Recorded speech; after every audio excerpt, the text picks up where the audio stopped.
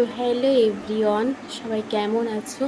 আশা করছি সবাই ভালো আছো। আমিও খুব ভালো আছি। তো আমি এখন এক জায়গায় এসেছি ঘুরতে। তো এখন বাজে কটা আমি বলছি, রাত 10টা 15। তো আমি এখন যাব খাওয়া দাওয়া করতে। তো লাইটটার একটু সমস্যা আছে, কেউ কিছু মনে করো না। আর আমি এখন এই যে সিঁড়ি দিয়ে যাচ্ছি উপরে, আর উপরে গিয়ে খাওয়া দাওয়াটা করবো। তো সবাই দেখো দেখো এখানে কতটা অন্ধকার। এই যে